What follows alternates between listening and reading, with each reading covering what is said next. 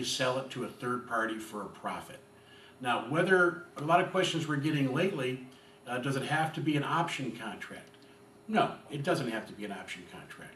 The option contract that we put on the market, which actually pretty much is the progenitor of just about everyone that's out there, right, has specific verbiage in it that gives you, the investor, specific rights. If you can introduce those same rights via an addendum into a standard purchase agreement, so be it. That's going to be fine. And those rights are the right to negotiate, the right to market, the right to sell the property, like you said, to a third party at a profit. At a profit immediately. And if it's a short sale, the main thing you have to restate in that document is that the buyer, the seller, understands that it's a short sale and understands that they are not going to receive any of the proceeds. That goes against the terms and conditions of the approval by the short selling lender. And as long as they know that, you really don't have a problem with it. There's a lot of different ways you can amend documents and get the same point, and we're happy to work with people if they have specific questions on it. But the basic document set that we provide anticipates all these questions and come down. The most important thing, though, and it's something that maybe we're a little bit lax with, I think, at one point, and that's making sure that the disclosure to the C buyer is there. Because given this particular market, the investor loses control on that B2C sale by having a realtor, another outside party, bring that buyer back in, and that retail buyer is going to go to their own lender. And if that lender is not made aware, that's when you're going to have really the major issue. The short sale is going to be fine, the end sale is not going to go through. So there are two ways we disclose to the end buyer. Two ways to disclose to him what's going on in the transaction. First of all, you have to file some kind of notice of the option contract. You have to file a notice, or you have to file an affidavit of contract or memorandum of contract. What you're trying to do is basically cloud the title, for lack of a better term. You're going to introduce into the record, though not the chain of title, but into the record that you do have a contractual or equitable interest in the real estate.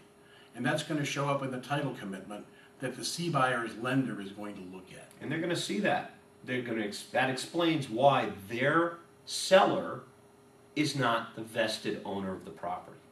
What they really have a question with is when that file comes in, they want to know very simply why C is buying A's house from B.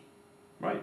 And if you tell them, typically you tell them early enough in the process, you don't have a problem with it. Now, we want to make sure on that B2C contract, standard contract, but we've got to make sure that you write it's subject to short sale approvals acceptable to seller. Which would be you, the investor. That's right. And the successful closing of seller's previous transaction. Of the contract dated, and that would be the date of your A to B contract. Yeah, don't forget that. We'll repeat it one more time. And that's critical. All right? It's subject to short sale approvals acceptable to seller and the successful closing of seller's previous transaction of the agreement dated, and again, the date of the A to B contract. Now, when an underwriter sees that, and that can just go back into the contract, you can write it into blank spaces, you can attach it as an addendum. But it's imperative that that disclosure be in the contract when that purchase contract is submitted to the bank. That's going to answer the question as to why he's buying it. It's going to let them know that it is a short sale. It's going to let them know that it is a flip. Yeah, it's all about disclosure, this whole process. And if you disclose, things are transparent. You don't have a problem, or the likelihood of your problem is rapidly diminished.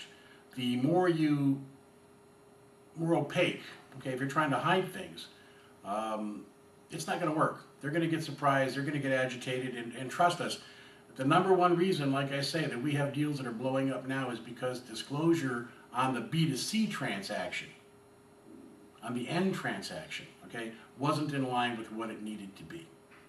Now, time is of the essence, and we were only supposed to make this 10 minutes, so we should wrap up this segment. But if you guys have any questions whatsoever, we're available. We know how to make these deals work. And it's safer to ask a question before you do something wrong. Now, the one thing to remember, everybody always asks, okay, and this is really critical to where we're coming from, is how do I fund that A to B transaction?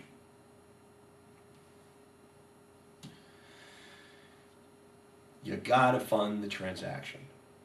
And there are plenty of sources out there for you to get that. And we call that transactional funding, as opposed to hard money lending. Okay? And There is a difference. there is. Give us a call if you have any questions. Our telephone number is 216-831-1177, and our website is www.oldschooltitle.com. Marc's email is Marc, which is M-A-R-C, at oldschooltitle.com, and mine is Robert at oldschooltitle.com. So either give us a call or send us in any questions in, almost preferably by email is going to get you probably a quicker response.